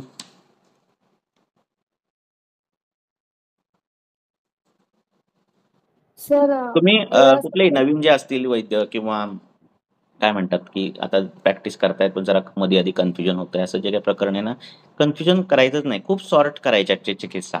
लक्षात आलं? पहिले सूत्रस्थान खूप छान वाचायचं, जेणेकरून सिद्धांत आपले पक्के होतील. आलं लक्षात? आणि खूप खूप सिम्पलाइज करायचं सगळं. लक्षात आलं? खूप कॉम्प्लिकेटेड गोष्टी नाही करायच्या. कळत नसेल कुठली खूप व्याधी संकर घेऊन आला, हे पण लक्षात नाही, ते पण लक्षात नाही, ते पण नाही, हे पण आहे. सामनिराम कळू शकतं तुम्हाला, कळू शकतं. त्याच्यावर काम करा. संतर्पण अपतर्पण कळू शकतं, त्याच्यावर काम करा. जो व्याधी ज्या अवयवाचा झालाय तो माहितीच नाही तुम्हाला. हा व्याधी आयुर्वेदात तर नाहीच आहे असा कुठलातरी उल्लेख केलेला आणि असा तो कुठलातरी व्याधी घेऊन आलाय. तो कुठल्या अवयवात झालाय? शरीराच्या वरच्या भागात झालाय, मधल्या भागात झालाय, खालच्या भागात झालाय. त्यानुसार त्याची दोषानुरूप तर कळतंय ना. बरं खालच्याच भागात झाला तर तो खालच्याच भागात का झाला? मग त्या पद्धतीचे हेतू काय घडलेत का? आहे की नाही? अपान क्षेत्रात झाला असेल तर त्या पद्धतीचा मूत्र वेगावरोध, पुरुष वेगावरोध, जे व्हॉटेव्हर वेगावरोध, वेगाचं धारण उदिरण दोन्ही असं काही घडलंय का? घडतंय का? ते बंद करायच्या मागायला लागा. दुसरी गोष्ट, तो बाबा खालच्या भागात आहे, तर त्या भागाची चिकित्सा काय? बस्ती आहे. त्या भागाची चिकित्सा काय? अपान क्षेत्रात जाणार आहे. वातानुलोमन चिकित्सा आहे. त्या भागाची चिकित्सा काय? त्याच्यावर भर द्या. आता त्या क्षेत्रात व्याधी झालाय आणि व्याधीचं स्वरूप कफज आहे. म्हणजे अपान क्षेत्रात गुल्म झालाय असं प्रकरण आहे. बरोबर आहे की नाही? हां, तर मग अपान क्षेत्रात जाणारी त्या अपानाला म्हणजे वायूला न वाढवणारी, गुल्मावर जाणारी अशी औषधं वेगळी, अशी ग्रंथात दिलेली असतात. त्याची योजना करायची. लक्षात आलं? जसं आत्ताच्या केसमध्ये आपण हिंग सांगितलं, लसूण सांगितलं, है ना? तर असं करू शकता. असं केलं की तुम्हाला चिकित्सा मिळणार. तुम्ही ते मॉडर्नचं कुठं ते कंपॅरिझन शोधत बसलात की काय मिळणार नाही. हाताला काही लागणार नाही. कारण कंपॅरिझन कधीच होणार नाही कशाचं कशाशी. हां, त्यामुळे हे चिकित्सा सिद्धांत पहिले फिक्स करा आणि सॉर्ट करून टाका केस. म्हणजे आधी असं मानूच नका की काय कठीण आहे, आपल्याला काही जमणार नाही, असं काही मानूच नका. आपल्या आयुर्वेदासारखं सिंपल काही नाहीच आहे. म्हणजे दुसरे कुठल्या ह्याच्यासारखं काही नाहीच आहे. आलं लक्षात? त्यामुळे इतकी सॉर्ट करा केस, सिम्प्लिफाईड करा आणि चिकित्सेची दिशा निर्धारित करा. मला करायचं काय? मला पाचन करायचंय पहिला, मला संतर्पण करायचंय पहिला, मला अग्नी चांगला पहिला करायचा आहे. मग बेसिक ज्या गोष्टी आहेत त्या पहिल्या चांगल्या करायच्या. अग्नी चांगला करणं, रस चांगला करणं, धातूंचं परिपोषण चांगलं करणं, निद्रा चांगली करणं, भूक चांगली लागणं, हे बेसिक पहिल्या नीड आहेत. ज्या प्रत्येक ह्याच्या नीड आहेत त्या पहिल्या बेसिक करायच्या. आणि मग नंतर तो त्या स्वस्थच्या क्रायटेरियामध्ये बसायला लागला. म्हणजे त्याला भूक लागायला लागते, अग्नी चांगला आहे, आता बरं वाटायला असं झालं की मग नंतर त्या गोष्टींचा ज्या अनुक्त व्याधी आहेत किंवा काय त्याचा विचार करायचा. नाहीतर अग्नीचा विचारच केलेला नाही आणि व्याधी प्रतिनिक औषध दिलंय असलं काही करत बसायचं नाही. ते गोंधळ होऊन जातो सगळा, आहे ना? तर हे करायचं आणि ह्या सगळ्या दरम्यान पॅरामीटर वर जास्त लक्ष द्यायचं, पण खूप त्याच्या ओव्हरथिंक करायचं नाही. कारण ते बसत नाही प्रत्येक वेळी. नंतर कधी-कधी पॅरामीटर नंतर व्यवस्थित येतात. जे कुठलेही रेडिओलॉजिकल असतील आणि हिमॅटॉलॉजिकल पॅरामीटर्स व्हॉटेव्हर कुठलेही पॅरामीटर असतील. कधी-कधी चिकित्सा झाल्यानंतर जो अपेक्षित आपल्याला गोष्टी त्यानंतर कदाचित 2-3 महिन्यांनी पॅरामीटर बदलतात. पण आधीच आपण ते वर-खाली बघत बसलो ना, की आपलं अरे चुकतंय का आपलं? अरे चुकतंय का आपलं? असं होत बसतं. लक्षात आलं? त्यामुळे त्यांचा विचार करायचा, पण किती करायचा हा आपण ठरवायचं. असं. आपल्याला त्यांचे पॅरामीटर निदान माहिती तरी आहेत मॉडर्नचे. मॉडर्नच्या लोकांना आपले पॅरामीटर जरा पण माहिती नाहीत. लक्षात आलं का नाही? हां, मग आपली उलट चिकित्सा जास्त कमी एररची होणार, जास्त ॲक्युरेट येणार. कारण आपल्याला दोन्ही पॅरामीटर्स माहिती आहेत, आहे ना? असं. सर माझ्याकडे काल एक 75 इयर्स ओल्ड आले होते. ते त्यांचं 70 म्हणजे वय 75 वर्ष आहे. आता कोरोनाच्या दरम्यान म्हणजे 2020 वगैरे मध्ये कधी चालू झाला त्यावेळी मग ते म्हणजे थोडे आजारी पडले आणि तिथे जवळ-जवळ 72व्या वर्षीपर्यंत ते त्यांची फॅक्टरी आहे कसली तरी. तर ते अगदी स्वतः गाडी वगैरे चालवायचे, फोर व्हीलर वगैरे आणि जायचे. मग अचानक म्हणजे कोरोना आणि मग घरी बसावं लागलं. मग ते म्हणतात ना मानसिक धक्का झाला त्यांना आणि मग त्यांचा स्मृतिनाश चालू झाला. म्हणजे आता 3 वर्ष झाले. त्यांना म्हणजे बोलायला ते अडखळतात, तेच बोलतात. ते म्हणजे आपण जे अल्झायमरची लक्षणं असतात ना, म्हणजे मुलीला बायको समजतात, सुनेला म्हणजे असं म्हणजे कळलं ना म्हणजे पर्सनॅलिटी म्हणजे त्यांना हां. तर अशी त्यांची काही लक्षणं आहेत. बाकी त्यांना काही इतर आपण म्हणतात ना, की लाईफस्टाईल कोणतेही आजार नाहीयेत. हं, आणि त्यांचं असं म्हणणं आहे, की त्यांनी खूप सगळे डॉक्टर केले ॲलोपॅथीचे, न्यूरोलॉजिस्ट, हं. न्यूरोसर्जन सगळं झालं आणि आणखीन कुठेतरी त्यांनी तर आयुर्वेदिक काय पण आहे, वय जास्त हां. असतं आणि वय जास्त झाल्यावर हं. सगळे धातू जे आहेत त्यांचं बल कमीच होत असतं. हो, हो. तसं असतं ते. कुठला तरी एक हेतू मिळतो आणि ते बळ कमी आहे की नाही हे कळण्यासाठी त्या हेतूंमध्ये ते कळतं की अरे आजारी पडलो मी, असं होतं ते, आहे की नाही? आणि मग तो पेशंट हं, म्हणतो हं. की आत्तापर्यंत एवढं वय झालंय पण मला कसं काय नव्हतं. पण हे कुठून पडलो मी आणि माझं हाड फ्रॅक्चर झालं, कुठून पडलो किंवा हां, व्हॉटएव्हर काही हां. असतात. त्यातल्या असं पेशंट जे त्यात म्हणतात आतमध्ये ना. ती सगळी झीज चालू झालेली असते. आतमध्ये म्हणजे हां. आतमध्ये चालूच असतं. फक्त हेतू तसे मिळालेले नसतात. आलं लक्षात? बरोबर आहे. मग ते हो, हो. हेतू मिळाले त्यांच्या ना, मग तो बाबतीत छोटा त्यांचं का हेतू तेच आहे मिळेना. गाडी हां. हां. आता त्यांचं काय ते म्हणजे करायचं, गाडी एकतर एज चालवण्यात हां. एज जास्त झालेलं असेल ना, तर काही आपल्याला एक तर लक्षात ठेवायची आपल्याला ब्रूहण करायचंय त्यांचं. ब्रूहण करून वाताचं हं, शमन हं. करायचंय, जे काही हो, मी करायचं. त्यांनी दुसरी गोष्ट 21 दिवसात सांगितलं. हां. आता लक्षणं जी स्मृतिभ्रंशाची दिसतायत, तर त्याच्यात आपण काय-काय वापरू शकतो? त्याच्यात आपण वचासिद्ध घृत वापरू शकतो आणि त्याच्यात आपण हं, हं. निर्गुंडी वापरू शकतो. त्याच्यात आपण शतावरी वापरू शकतो. तर ही कॉम्बिनेशन जी आहेत शतावरी कल्प, निर्गुंडी, वचा किंवा वचासिद्ध घृत हं. ही चालू करा, सुरुवात करा. हो आलं सर. लक्षात? तसंच मी तो हां. विचार करून आणि तसंच मग चालू केलं. त्याच्याने जे रिझल्ट मिळायला लागतील, ते मिळतील जे काही अपेक्षित आहेत ते. आलं लक्षात? हो. असं. हो, हं. म्हणजे ते मला तसंच म्हणाले, "मॅडम आम्ही ऑलरेडी खूप फिरलेलो आहोत. अगदी हं. ह्यांच्यामध्ये एक काही पर्सेंट जरी त्यांना म्हणजे अगदी गाडी-बिडी चालवणं जाऊ दे, पण हे सारखं-सारखं विसरतात म्हणजे आहे हं, ना, हं, म्हणजे हं, हं. नातेसंबंध पण हं, विसरतात. हं. हे काही प्रमाणात 40-50% पण फरक हो. पडला तरी खूप झाला." असं कारण हं. की त्या बोलल्या, की त्यांची मुलगी आणि बायको आली होती, की ह्यांना शिरोधारा वगैरे पण ते सगळं झालं, नस्य झालं. हं. म्हटलं, की "आता ती तर सोय माझ्याकडे नाहीच आहे, पण मी त्यांना घरगुती नस्य समजावून सांगितलं. त्यांना हं. माहिती आहे कसं करायचं." तर त्या पद्धतीने भ्रूण तर चिकित्साच त्यांना ते मी तर हे द्या त्यांना recommend केली. वचासिद्ध घृत हां, हां, द्या, हां. की अशी घृत द्या हं, हं, हं. आणि त्या पद्धतीने द्या. काय मिळतील ते सर त्याच्या रिझल्ट मिळतील. ह्याच्यामध्ये केशर जे माहिती आहे ना, ते केशर सिद्ध पण घृत असतं, ते पण काम करू शकेल का? कुठलंही ब्रूहण करणारं मेद्य अ, म्हणजे माझ्याकडे सर ते मज्जाग्नी वाढवणारं, हं, लक्षात हं. मेद्य, ब्रूहण म्हणजे करणारं, त्यांना मधुर. माझ्याकडे जे विद्यानंद फार्मसीचे ते कोण आहेत त्यांचं त्यांचं ते सिद्ध त्यांचं प्रोडक्ट आहे ते तेच की केशर आणि हे बघा, हां. काय वापरायचा हं. हा मोठा प्रॉब्लेम नाहीये. तुम्हाला कुठलं त्यामागचा विचार महत्वाचा आहे. तुम्हाला घृत वापरणं हां, गरजेचं आहे. ते घृत हां, पचणं हां. गरजेचं आहे. मज्जेचं ब्रूहण तर होणं त्यांचा गरजेचं अग्नी आहे. चांगला आहे, ते वाताचं खूप शमन चांगलं होणं गरजेचं करतात. आहे. हो, हो. असं. त्यांचं मी त्यांना म्हटलं, की एवढं पण त्यांना देऊ नका. मग ते खूप म्हणजे हं. दिवसभर ते खूप ड्रायफ्रुट्स खाता. म्हटले, "नाही, बरोबर. 2 बदाम पुरेसे आहेत." हं. मग ते खूप कुठेही लपवलं तरी मग ते त्याच्यावरती पण घरामध्ये गोंधळ घालतात वगैरे. बरोबर तर आहे. त्यांना मी ते पथ्या-पथ्या पण समजावून सांगितलं. पण त्यांची अग्नी चांगलं आहे. त्यांना मोशनचा काही प्रॉब्लेम नाही. हं. मलमूत्र हं. मध्ये म्हणजे सगळं प्राकृत आहे. हं. आणि म्हणजे म्हणतात ना, चालता-फिरता माणूस आहे. जरी 75 वर्षाचा हं. असला तरी पैसे बरोबर. वगैरे मोजता येतात. हं. आणि म्हणजे सगळं चांगलं आहे. फक्त बोलायला अडखळत होते. कळलं ना, बरोबर. मी ते मी म्हणून शब्द अडकत नाही. मी काय बोलू वचःसिद्ध आता? द्यायचं. वचःसिद्ध घृत द्यायचं. हं. बरं, बरं. चालेल लहानपण सर. आणि ठीक. बालपण एकसारखंच आहे ना, है ना? मग हो. ते त्या त्यांना पद्धतीने. हं. हो सर, मी त्यांना म्हणजे मी वरती घडी ठेवायला सांगितली. पण मी त्यांना रोगन बदाम तेल असतं ना, हं. त्याची घडी मी ठेवायला सांगितली वरती चालतंय म्हणजे ना. डाळूवरती. आणि आपल्या हातात त्याचप्रमाणे मी नाभी आपल्या हातात. आसमंतामध्ये आणि नाभीमध्ये पण पुरण करून नाभी आसमंतामध्ये पण त्याच तेलाने हां. मी हे करायला सांगितलं. हं. त्यांना मी म्हणजे मर्दन म्हणजे आपलं अभ्यंग करायला सांगितलं. हं. तर बघू आता आणि बाकी तुम्ही म्हणालात तशी ही सगळी शतावरी, हं. बला, मुसळी वगैरे असंच कॉम्बिनेशन त्यांना दिलं मी. हं. हं. म्हटलं की बघूया आपण आणि चालतंय की. अश्वगंधेचं मी दिलं का तर म्हणजे आहेच ऑलरेडी ते खाते-पितेच आहेत. पण हं. म्हटलं की जर तुमच्या एवढं आमचं परफेक्ट डायग्नोसिस नसतं, पण नाही अश्वगंधा असं रिष्ट काही मी नाही. त्यांचं म्हणून काय दिलं. कोण परफेक्ट नाही हो, असं हां, काही नसतं. म्हणजे पण भ्रूण चिकित्सा अनेकांचं. म्हणजे हं. भ्रूण चिकित्सा म्हणून सगळी भ्रूणीय औषधं दिली असं मला म्हणायचंय. बस एवढंच. आपला हां, सिद्धांत मेन पाहिजे. काय हां. द्यायचंय पाहिजे, की काय द्यायचं ते, कुठले गुण वापरायचे आहेत, काय करायचंय फिक्स पाहिजे बस. हं, बाकी हं. काही नाही. बरोबर. ठीक आहे. हेलो हं. सर। बोला. सर ये मुझे पूछना था कि किडनी स्टोन कितने एमएम तक हम लोग मेडिसिन से ट्रीट कर सकते हैं ऐसा एमएम नहीं और फिर रहता, कितने के एमएम बाद पर नहीं सर। रहता। उसकी डेंसिटी भी मैटर करती है ना? बड़ा स्टोन है और डेंसिटी हाँ। कम है, तो झट से उसका भेदन हो जाएगा।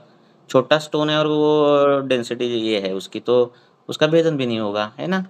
तो इस पर नहीं रहता। अच्छा तो उस पर रहेगा कि संप्राप्ति कितनी बड़ी है और इस पर रहेगा। हमारा विचार ही देखना वहाँ पे। है अच्छा ना? हुँ, ठीक है हाँ क्योंकि अभी जो मैंने बताया था ना अभी जो फीमेल पेशेंट का मैं केस डिस्कस हाँ, किया किडनी ऐसे स्टोन का उसके टेंटेटिवली हस्बैंड बता को भी सकते हैं गए कि थे किडनी स्टोन कई 12 एमएम पर कैसा है वो भेदन होता है ना, तो बड़ा होने के बाद भेदन हम्म होकर ही वो गिरने वाला है ना? तो वो ऐसा वो कई लोग हाँ क्या बोलते हैं यूरेथ्रा का डायमीटर कितना है ना? तो स्टोन का हम्म, डायमीटर जो है वो उससे ज़्यादा अगर होगा तो वो स्टोन नहीं गिरेगा, ऐसा नहीं। तो हाँ गिरते समय वो हाँ भेदन होके ही गिरने वाला है ना?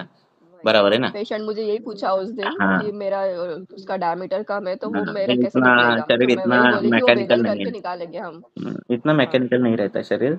शरीर में फिजियोलॉजी है, सिर्फ एनाटॉमी नहीं है ना? तो उस हम्म प्रकार से ऐसा है। तो हाँ जो जो रहते हैं ना कई अश्मरी, उसका भेदन झट से हो जाता है। कई अश्मरी का भेदन नहीं झट से हाँ होता, ऐसा भी है। हुँ? हम्म हम्म हुँ, ऐसा।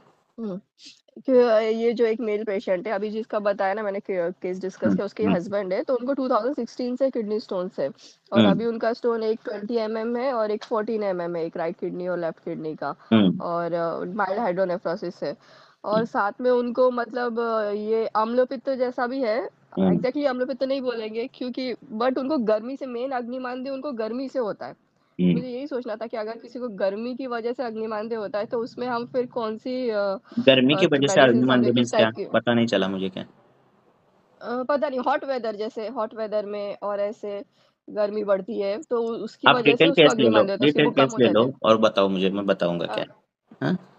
अच्छा ठीक है क्या किससे होगा? बार-बार तो वैसे मुद्राक्षमरी हो रहे हैं, ऐसे रहते हैं ना पेशेंट। तो एक तो हाँ उनमें एक जेनेटिक भी प्रॉब्लम रहता है कइयों में कि जो वो अपान क्षेत्र में जो अवयव है, उसमें अगर बीज दृष्टि हम्म हुई, हाँ? तो भी कई हम्म उम्र के बाद जो है बार-बार स्टोन होते हैं, हाँ? तो ऐसे दिखते हैं कि हम्म पिता को भी हुआ, काका को भी होता है, इसको भी हुआ, ऐसे भी है ना? तो एटलीस्ट जो है हम्म वेगावरोध नहीं होना चाहिए, वेग का उदीरण नहीं होना चाहिए, ये सब उनका ये करना। अश्मरी किसका है? हम्म वातज है, पित्तज है, उसके अनुसार उसके पथ्य देना। वातज हम्म, जग रहा है तो खाना खाने से पहले घृत देना, ये सब जो है चीज़ें वो करनी, हाँ वो ठीक है? दिया मैंने हाँ, हाँ और हम्म अश्मरी की जो पथ्य है वो देने की, हाँ? तो उस प्रकार से वो कषाय रस के फल वो भी खाना सब वो बंद बताया करना, ये सब कुछ है वो सब बंद वो करना, ठीक है? हाँ तो ऐसा है। अभी जैसे अश्मरी कभी-कभार क्या होता कैल्शियम है कि ऑक्जेलेट रीनल स्टोन्स भी कैल्सिफिकेशन है होता है, वो स्टोन दिखता है। पर हम्म वो गिरता नहीं, ऐसा भी होता है। हाँ, तो ये भी रहती है चीज़ें। अच्छा तो हम्म वातानुलोमन नित्य तो होना चाहिए, मल अच्छा होना चाहिए, मूत्र अच्छा होना चाहिए, इस पर ध्यान देना है। ये इस पर ध्यान दिया तो हम्म मैक्सिमम अश्मरी सॉल्व होती है, अश्मरी की केसेस। पर कुछ तो एक अच्छा फैक्टर रहता है वेग का उदीरण धारण, तो उससे क्या होता है वो अपान क्षेत्र में वातवृद्धि होती है और बार-बार अश्मरी होते हैं। हाँ? अच्छा तो ये सब ओके कुछ होता मतलब है। उसका पहले ही स्टोन है लेकिन वो अभी तक ठीक नहीं हुआ है और हुँ, जैसे अभी कैल्शियम ऑक्सलेट के स्टोन्स होते हैं तो फिर हुँ। अभी उसमें तो हम पनीर वगैरह डायरेक्टली मना कर देते बट गाय का दूध तो हम दे क्या ही मना सकते हैं ना करते? उससे तो कोई प्रॉब्लम नहीं होती पनीर पनीर से वो पनीर बोलते हैं ना पनीर कैल्शियम किसमें भी होता नहीं खाना है, पनीर खाना ही नहीं रहता है पहली बात, ठीक है है ना? अच्छा पनीर इंसान ने हम्म खाना ही नहीं है। कुरुचिकाश्च किलाटश्च शौकरम गौयमाहिषे, हम्म ये खाने की चीज़ ही नहीं है वो पनीर, पहली बात। हुँ? तो वो क्या अशुभरी में नहीं खाना नहीं रहता, किसी को भी नहीं खाना है। ऐसे। ओके ओके और तो बट दूध तो पी सकते हैं ना उससे तो कोई प्रॉब्लम नहीं होती गाय ऐसा का दूध कैल्शियम अगर एब्सोल्यूट देते है हैं इसलिए तो दूध भी ऐसा नहीं करना रहता है। हाँ, ये ऐसे सोचो ही हाँ मत, समझ रहे ना? तो पेशेंट ऐसे आपको अगर पूछा वातज हाँ हृदरोग है, तो लवण आपके लिए हम्म पथ्यकर है। समझ में बात आ रही है? तो हम्म, नो साल्ट डाइट हाँ ये हाँ हार्ट के पेशेंट को नहीं रहता, हमारे इसमें नहीं। वातज हृदरोग है तो खा सकते हैं लवण, खाना ही है। समझ में बात आ रही है? वो ऐसा ही है, वो कैल्शियम हम्म ऑक्सलेट का क्या संबंध नहीं है। हाँ, कफज मूत्राशमरी है तो दूध नहीं पीना है ना? अच्छा बराबर है ना? हाँ क्योंकि वो पथ्य हाँ जो है वो वो दोषों के पेशेंट को अनुसार ही जाने चाहिए। ये मॉडर्न के अनुसार नहीं जो हुँ, होते कुछ पथ्य। हुँ? हुँ, ठीक है। ये पेशेंट को स्टोन्स भी है और अम्लपित्त मतलब उसको जैसे मैंने बताया गर्मी की वजह से अग्निमांद्य होता है और दूसरा उसको अम्लपित्त मतलब हुल्लास जैसा लगता है बीच-बीच में कभी और हेडेक होता है और फिर आद्मान जैसा भी होता है। बट हुँ, उसको दूध पीने से अच्छा लगता है। तो वो बोला मुझे वो दूध पिए तो मेरे को कोई प्रॉब्लम नहीं होती। हुँ। और हाँ, तो अभी मैंने तो उसको मातिक दिया गाँव पीड़क जैसे खाने के हम्म। पहले, खाने के बाद, और उसको उसके ये उसके है डिटेल तो केसेस एक भी ले लो। अमृतत्व मात उसको देखो, हाँ, जिसके हेतु तीक्ष्ण है, उष्ण है, वैसे तो दाहादि ऑलमोस्ट लक्षण पूछा है है, मैंने। उसको, हाँ, उसको दूध बीज पीने के बाद अच्छा लगता है, विधादि लक्षण जाते हैं, ये सब कुछ हाँ, है ना। तो पेशेंट खुद ही बताता है क्या हाँ, करने के बाद अच्छा लगता है। अगर वो बोल रहा है दूध पीने के बाद अच्छा लग रहा है, तो मधुरादि चीजें, मधुरादि औषध देकर ही ट्रीटमेंट सॉल्व होने वाली है ना, ऐसा है ना। हुँ, तो वो हुँ, डिटेल ले लो केस हिस्ट्री। देखो कोई भी आप ठीक मुझे है। कभी लोग भेजते हैं केस बीस, तो मुझे भी को केस समझ में आनी चाहिए, तभी मैं ट्रीटमेंट बता सकता हूँ। ऐसे होगा मिस, समझ हुँ, में बात आ रही है ना, कोई किसी को भी तो लिंक तो हाँ, लगनी चाहिए हेतुओं की, है ना। है, हाँ। किसके वजह से क्या हुआ, यस, कैसे मैंने संप्राप्ति हुई, ये पता जब तक मुझे भी नहीं समझ में आता, मैं भी नहीं ट्रीटमेंट दे सकता। समझ में बात आ रही है ना। हाँ, ऐसा है। ठीक है, ठीक है। हाँ, तो वैसे तो मैंने आपको भी वो, ऑलमोस्ट लिया है, लेकिन फिर भी एक बार और पूछ लूँगी उसको। मैंने हाँ, वेग धारण उदीरण का नहीं पूछा एक्चुअली, बाकी सब पूछा है। तो वो तो मल कैसा है, वो तो प्रवृत्ति बहुत स्क्लोज़ एक मेजर बार फैक्टर, होती है। हाँ, वो तो बहुत मेजर हाँ, फैक्टर रहता है किसमें, ये अपान क्षेत्र में। मूत्राश्म है। हम्म, हाँ, हाँ। ऐसा। ठीक है, वो एक बार पूछ लेती हूँ। और हाँ, बाकी सब बोल दिया है। वैसे उसको मल प्रवृत्ति एक ही बार होती है, और बट उसको थोड़ा टाइम लगता है, और हम्म, भूख उसको कम लगती है हॉट वेदर में, और बाकी आद्यमान वगैरह थोड़ा रहता है, और हम्म, अश्मरी है, हम्म, और टीचर है वो। हम्म, ठीक है। ठीक है, बाकी और मैं पूछती हूँ। हम्म, देखो केस ऐसे पूछो कि आपको संप्राप्ति लगनी चाहिए, है ना, आपका प्रयोजन चाहिए ना। हुँ, केस पूछने के पीछे हुँ, आपका हुँ। प्रयोजन क्या है, कि मुझे हेतु क्या मिलते हैं। एक मिनट, हाँ। आ रहा है आवाज, तो ऐसा है सब कुछ। हम्म, तो हाँ, तो केस लेते समय भी हमारे हाँ, आवाज आ रहा है।